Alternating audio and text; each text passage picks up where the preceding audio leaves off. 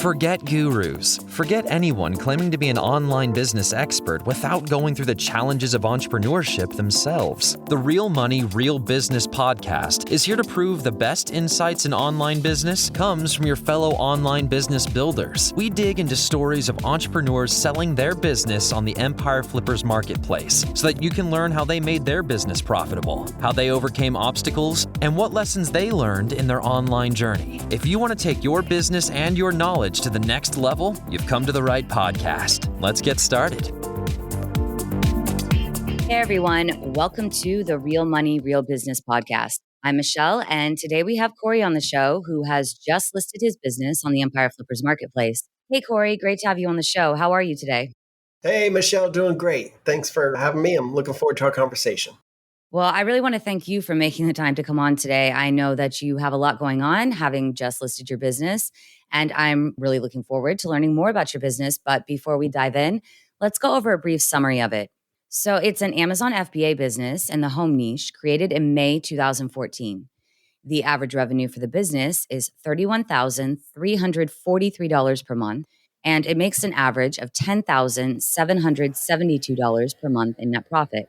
The assets included with this business are an Amazon Seller Central account with 10 SKUs, a domain with all site content and files, Shopify account, supplier relationships, social media accounts for Facebook, Twitter, Instagram, and Pinterest, a trademark, an email list with 194 subscribers, and a Wayfair account. So for everyone listening, you can visit empireflippers.com/marketplace and search for listing 61911 to learn more about this business. Or you can unlock this listing to start your due diligence if you're interested in purchasing this asset. So Corey, now let's turn it over to you. What can you tell us about your background in starting and running online businesses? Well, I started about 20 years ago doing online marketing. I had worked for 10 years in corporate world and came out right after September 11th. And it was pretty hard to find a job back then. We were struggling, and a friend of mine said, "You want to come work for me?" And I said, "Man, maybe. What do you do?" And he said, "I sell stuff online." Well, this is 2002, right? Right after September 11th. So it was kind of an unusual time. And I said, "So you sell stuff online? What would I do?"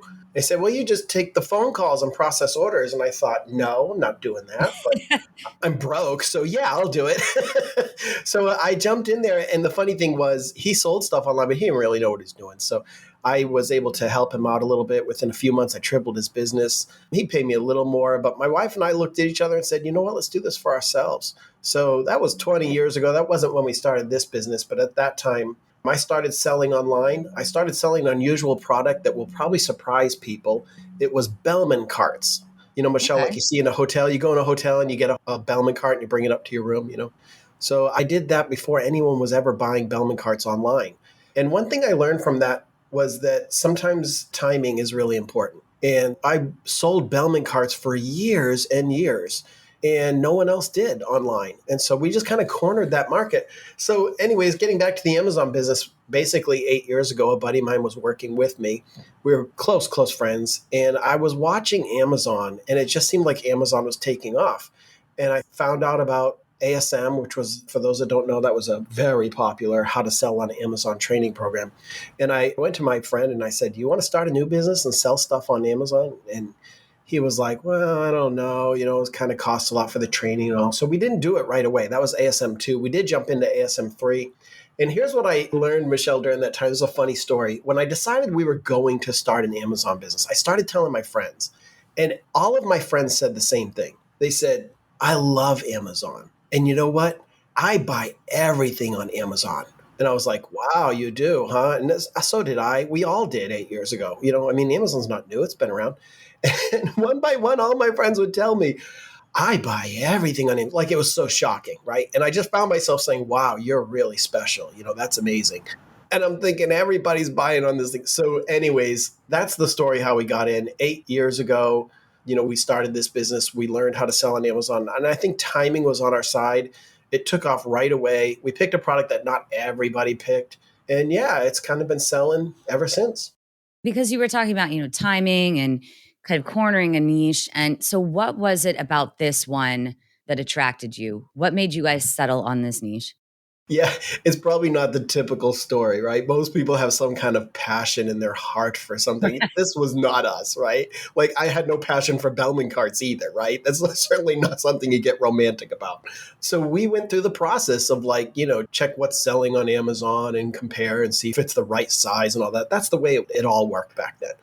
And when we got into our training program, we had a mentor that spent 15 minutes with us. We were supposed to pick 5 products, and he would talk to us about those 5 products. So we did. And the funny story there is our mentor, Jason Fladley, and everybody that was around back then knows who that was. And Jason got on the phone with us for 15 minutes and he said, okay, your first product, every single person I talked to picked that product. Don't do that one. And we were like, oh, okay. And it was because it had great seller ratings and everything online. So everybody wanted that product. But then he said, these other 2 are okay, but this one, no one else really is interested in this one. That might be an opportunity. And we thought, really? No one else is interested in it? And so we went with it. And yeah, it's not something we have a huge passion for or some romantic feeling towards. It is a good product. It's a good industry and it's a good quality product, without giving too much away. I'm happy with it. But it certainly wasn't a romantic situation. And, it's made us money for 8 years. So now I do have a strong feeling towards it at this point. Now you love it. Yeah. So you are selling solely on Amazon, but I know that you have a Shopify account and a Wayfair account that are also included with this sales. So why have you guys decided not to build out those sales channels? We did a little bit at times, but it's not always been our primary business, right? So I do marketing. I have clients that I work for. I have another e-commerce business too at the same time. My business partner handles the inventory, but he's got a lot going on in his life too. So, we built it out to a certain degree, but we just never really put a lot of time and energy towards it. And so it sits there. Now, timing is everything, right? So I'll go back to that again. The Shopify store we tried selling on Shopify a little bit, but people buy this stuff more on Amazon than Shopify anyways, but it has opportunity. We put a little effort towards ranking it, but just didn't really complete that effort. But then I'll tell you, a year or 2 later, we went back and looked at our analytics and we were shocked that we had some blog posts that we had written about the topic that really took off and got some pretty significant traffic. So we realized then that, maybe we should link to our product on Amazon and drive a little traffic towards it. And we never really put in the tracking. This is pretty sad, right? Because I'm an internet marketer. I know analytics. I know Amazon. But we never really tracked it. We just sent links over to it. And I do, looking back at the traffic now, and then eventually we did put some tracking links on in the last few months. That site actually sends a fair amount of traffic. And I do believe it converts too, last I checked. So I do think that helped us in the Amazon business some. It probably kept us going strong this whole time. But to answer your question, the reason we haven't done a lot of those other things is probably more than anything else, we just didn't get around to it, to be honest. That's fair enough. So why have you guys decided to sell the business now instead of keeping it and growing it? Yeah, good question. I ask myself that a lot. The standard answer is we want to pursue other things. I listened to a few of your podcasts, and it seems like that's what everybody says. Oh, we want to use the capital to pursue another interest. And I guess there's some truth to that. If I'm being totally honest, my business partner approached me. He's like, hey, I think we should sell. And I was like, really? Why? I mean, it just pays us. It's not much work. We might as well keep it. And we just chatted about it. And we do have other things we're doing. Here's the way it is we're doing a lot of other things that are not Amazon anymore. There was a time when we were just totally focused on Amazon. Him and I were excited about it. We spent probably 2 or 3 years of our life just spending all kinds of time reading, learning, studying, going to conferences, just doing everything we could Amazon. But, the last 5 years or so, we've kept up mildly, but we're just doing other stuff.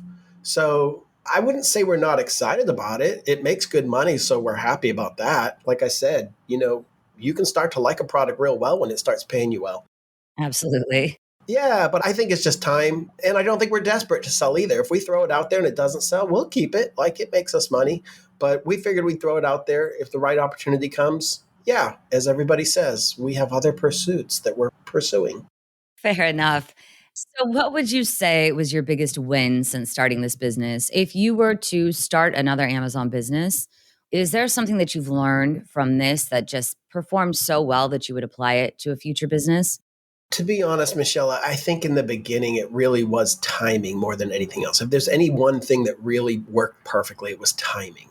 We're not the type to try some kind of crazy marketing or black hat technique that just rocketed us.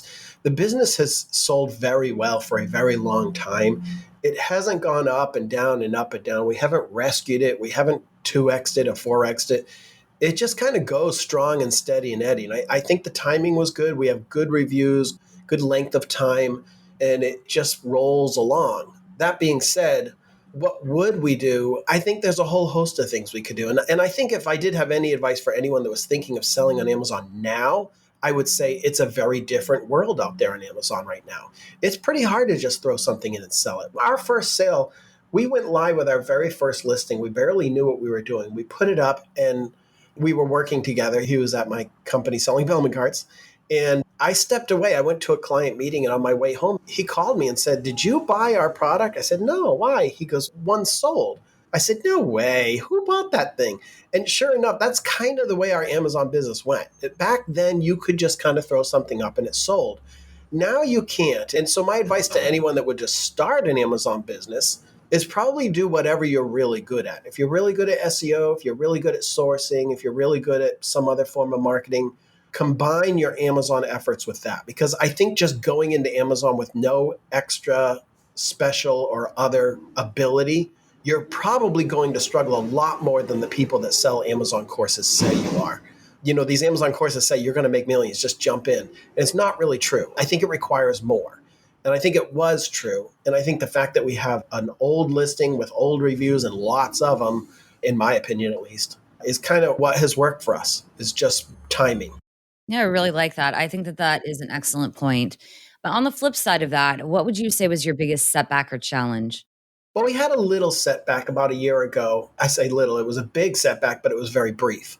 We were getting our products domestically. We've always gotten our products domestically. We don't do what everybody does, send stuff from China in container ships and hope and pray they get there on time. And then you have so much, you don't know if you're going to sell it all and which one will sell more. We didn't do that. We actually were able to find a domestic supplier. Now, they made the product in China, but they got it here in the United States. So we were able to buy it from here in the United States. Now, we had to forecast like what we would sell over the next year, what we expected, but we didn't have to buy a whole year's worth at a time. So we were at a real advantage there, and we really didn't have a tremendous amount of stock because we knew we could just get it fairly quick. Well, back to what the setback was. About a year ago, out of the blue, the company that we were doing that with, that was getting the stuff from China for us, one day we got a phone call and they went bankrupt. And that was a shocker, right? Like, whoa, my gosh, now what are we going to do? And we figured, well, we'll find another supplier, not too big a deal, but wait a minute, who's going to take over the product that they have that we've been buying? And sure enough, they had a fire sale and they sold out to another company. So we just connected with the new company that took over that stock, and we were able to work with them. It all ended really well. And that's why if you look at our listing, it shows a pricing period of 8 months because we ran out for a couple months during that time. And the reason it was so long is because that bankruptcy just it got stuck. We had a bunch of inventory that company had in a 3PL, and it was just frozen until another company could buy them out. So the new partner we have now, we have confidence they're not going to go bankrupt like our last one did. That was really a shock to us. But the new company is good. They get us more product from China. And again, we're dealing with a domestic supplier, which has been fantastic for us. Just a lot easier than what a lot of my friends and colleagues are going through. Since you use a sourcing agent, I'm curious, have you ever done any product development with your suppliers, or does a sourcing agent just handle all communication with the suppliers? My partner is the one that handles the inventory. I do more of the marketing side and the majority ownership. I'm not exactly sure of his full process. I know it's fairly easy. And I don't know that we're working through a typical sourcing agency, like you mentioned. I think the company we're working with is getting the stuff here in the United States for us too. They're actually working out the logistics for us as well. So we literally just buy it from them here in the United States. That being said, I think you could probably get it elsewhere. It's not like they have an exclusivity to it. So if someone wanted to go from China or had a good sourcing partner in China, probably could save some money and have some immediate extra profits there. But as far as the exact process and how that communication works, that would be more on my partner's side. I'm not exactly sure, to be honest. All right. And how would you say that you differentiate yourself from your competitors? Without getting into the actual details, we have a couple of features that the same product line, we don't see much else out there. In fact, we see other people kind of trying to copy us by doing something similar, and it's just not the same. our brand also is, I encourage people to unlock it because it's in a space that is not just home. It is more of a health conscious, let's say, space, and the branding and such is in that kind of position. So I think that's something that we've seen over the last 5 or 10 years that we've been in business. There's a stronger and stronger interest in that, right? So our brand plays nicely into that. Definitely. So, how are people finding your listings? You kind of had mentioned earlier that if you have strength in SEO, for example, have you guys applied that? Are your listings optimized for SEO or are you using PPC? We have done PPC off and on at times. More recently, that little faux pas where we ran out of inventory for a couple months and then came back in again. We had our pay-per-click off. And so when it came back in, we said, you know what? We spend some money on pay-per-click. Let's just stop the pay-per-click and see what happens. And we thought for sure, well, product's out for 2 months and it comes back. It's not going to rank as well as when it went out. And we're going to have to do a ton of pay-per-click to get it back. Well, I think being in 8 years really helped us there, Michelle. In talking to other sellers, that is what happens for a lot of people. For us, the age of our product, the age of our reviews, I think is what caused what happened. What happened is as soon as we put product in, it immediately ranked and we sold as much as we always did, always. And that was after being out for over 2 months. So we noticed that we were selling fairly well without pay-per-click. And we thought, well, I mean, we're not selling quite as much, but the revenue is about as strong. So we just stopped pay-per-click. And we have literally completely stopped pay-per-click for 8 months now. If you look at the listing, it says our total ACOS, our TACOS, is like less than 1%. That must be just a little bit we did 12 months ago or 10 months ago, 8 months ago. We really just are not doing pay-per-click at all. Could we? Absolutely. And I think if we went after some phrases that we're not currently ranking for organically, that would probably be the best idea. I'd be happy to talk to any potential seller about the options. But yeah, we did initial SEO, and that really didn't answer your question. Let me answer your question more specifically, Michelle. We did try to SEO the listings early on so that we would rank, and it just wasn't hard 8 years ago. Now it is. And quite honestly, now we could probably do anything we want to our listings. They rank for what they rank for. And Amazon, I believe, over the years, has moved away from just ranking based on what words are in the listing and more towards what actually causes sales. So I know what our product ranks for. I've run the reports. And when I see it, I realize that may or may not, because it's in the listing at this point, it's because that's what people type in and then buy our product. It happens a lot. Amazon tracks that. They track the conversion rate. They track the total sales. They track the volume, the revenue. And I feel very strongly that Amazon is rewarding us for the amount of time we've had in the system and the consistent sales we get on the phrases we get. So to do SEO now, we did it initially to get where we are, but at this point, I think it's just rolling. That is really interesting. And, I'm glad that you mentioned that as far as the age of your business, because you're right. It is an atypical experience for most sellers. It is maybe not a death sentence, but Right. not far off to go out of stock for 2 months. So that's incredible that you were able to get back basically right away. Yeah, and one of the things I don't like about Amazon is that it's hard to really measure and monitor and prove things, right? You do testing, but there's only so much data. You don't have Google Analytics on Amazon, right? Only Amazon has it. And they probably don't use Google. But we don't get that. We only get a little bit of information. And so we just got to go by what we see. And sometimes we got to go a little bit by gut. And my gut feeling was telling me we're in trouble going out of product. But we saw it pop in so quickly. I've talked to several Amazon sellers since, and that is abnormal. That is probably because of our reviews and length of time in the system, as most people feel. But no matter what you do, you really can't prove that, Michelle. Amazon just does not give us the level of detail in our analytics we'd love to have. Yeah, I understand that. It is a bit tricky when it comes to tracking things like that on Amazon. So are you doing anything else in terms of marketing for your company? Yeah, truth is not really. We just aren't. We have at times, but at this point, it's just a steady Eddie business. Could we? Yeah, we have the social media profiles. We have the Shopify site. Like I said, the Shopify site did kick in some SEO and still has a fair amount of SEO for some very specific phrases that are very good for us. But other than that, if someone's good at pay-per-click, or if they're good at getting better sourcing, or if they have a comparable brand, all of that stuff would probably help. We're just not doing that. I'm working for my clients. My partner, he has some other businesses. and it just rolls. Well, Corey, throughout our talk, we've kind of hit upon some of the opportunities there would be for somebody taking over this business. But what do you see as some of the other major opportunities for growth? Yeah, thanks for asking, Michelle. My partner and I, we had this conversation yesterday. He's like, "What are you going to say?" And I asked, "Well, what would you say?" He does the inventory and the sourcing. And so his immediate thought was, I really think someone could actually, if they had a China sourcing arrangement or they were just good at that, they could probably get this product, the cost of goods sold down and just have an immediate profit bump. And I said, yeah, that's true. And he said, I just think, if they wanted to buy a whole lot of inventory or whatever, or if they combine it with what they're doing already, or even if someone just started new and they just like sourcing, they could do that and make a lot more money. In fact, we could do that and make more money. We know that.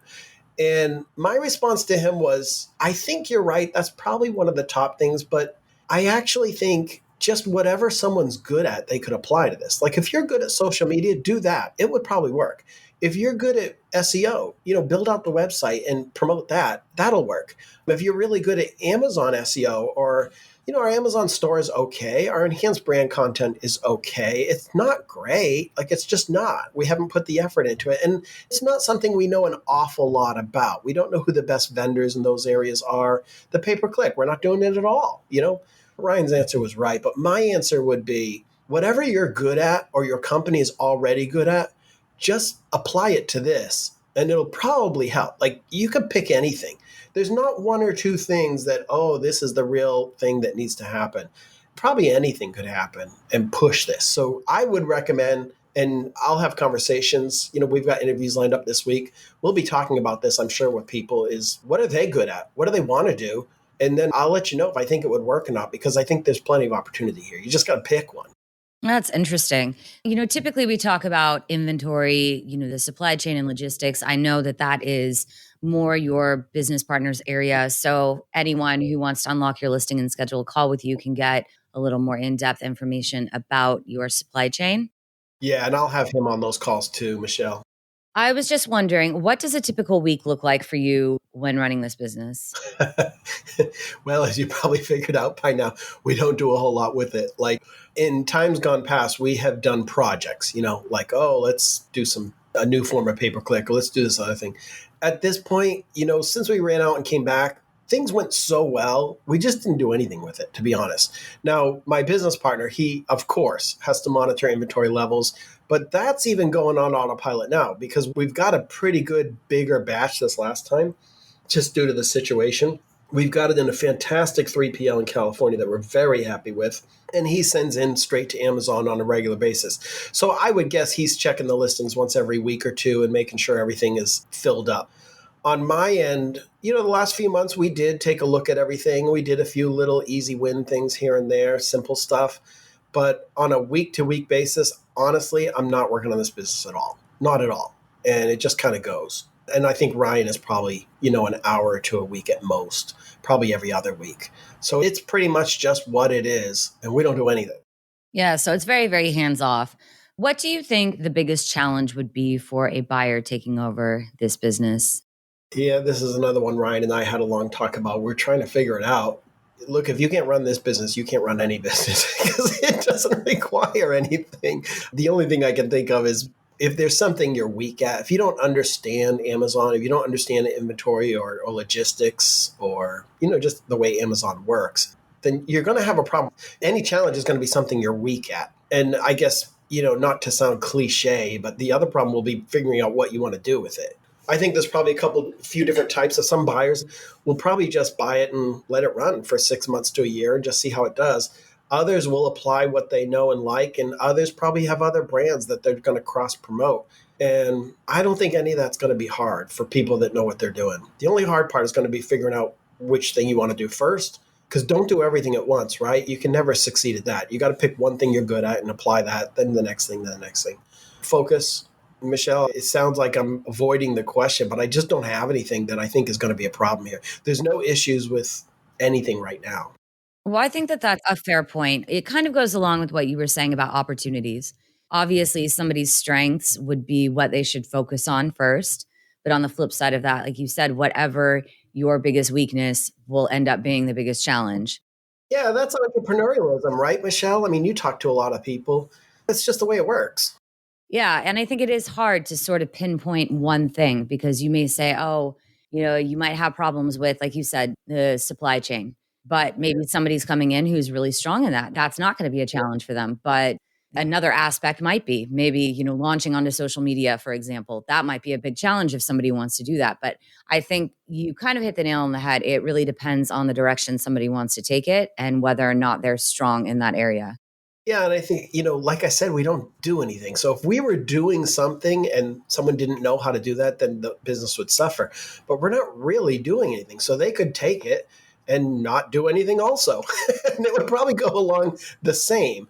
If you want to grow it, then that's back on you, right? But that's entrepreneurialism. Like, we all need to be good at everything, but at the same time, focus on one thing at a time, or the one thing we're really good at. You want to be a specialist, but you have to be a generalist too in order to keep everything rolling. Entrepreneurialism is spinning plates. So we got to keep it all running, but we also got to focus on what we're good at. And I just don't think that's specific to this business. That's specific to any business.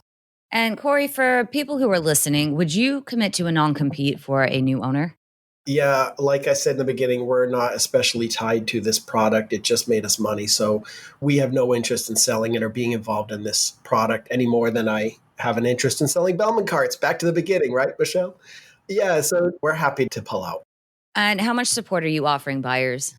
Well, this is funny. I talked to Ryan about this too, my partner, and I said, whatever they want. Like, I don't care. But now I'm finding that there's like a standard. There's so many Skype calls and so many months. But quite honestly, this is not a difficult business to support. Now, we're not going to teach someone Amazon. They need to know how to run this business in general.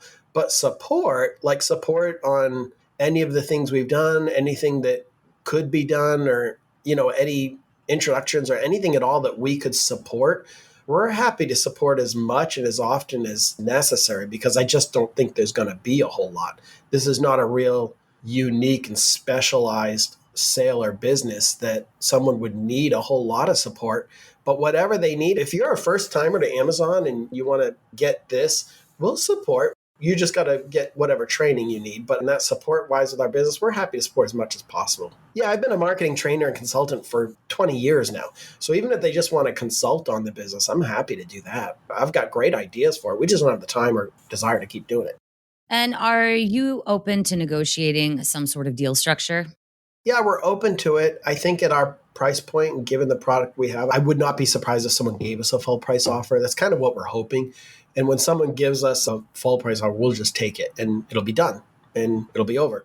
So yeah, but we're open to anything. Someone would really have to do something kind of dumb to make this business falter. So we have no problem taking a payout over time or whatever works. That's understandable. And so as we're wrapping up, if you're putting yourself in the shoes of a buyer, why would you say this is a business worth buying? That's just hands off. I don't think there's a whole lot more to it than that. It's just hands off. If someone already owns an Amazon brand or two, especially if it's complimentary, you can just fold this right in like a week. And it's just going to be part of your arrangement. And then whatever you're good at, grow it, So I think the other nice thing, Michelle, is we have an 8-month look back period because we had that little hiccup with the inventory. So our multiple is a little lower. As each month goes by and we get the full 12 months that's typical, that multiple might go up. So I would say if someone was interested in it, take it quick, because each month we're going to keep adjusting that and you're getting in at a good price now. But yeah, even if you aren't an Amazon seller, you want to get into it, this is an easy way to jump in and start making money and then explore and learn and do something else. So it's a good option for whoever wants it, I think. Well, I think that's an excellent place to leave off on. Corey, I really want to thank you for coming on and giving us a little more insight into both you and your business. I've really enjoyed this. I've learned a lot, and I appreciate you taking the time out of your day to be here. Thanks, Michelle. All right, everyone. Thanks for listening. To learn more and see if this listing has already been sold, head over to empireflippers.com/marketplace and search for listing 61911. If you're watching this on YouTube, click the link in the description to go straight to the listing. Once you've unlocked this listing, you'll be given everything you need to know about this business. So until next time, enjoy your digital journey.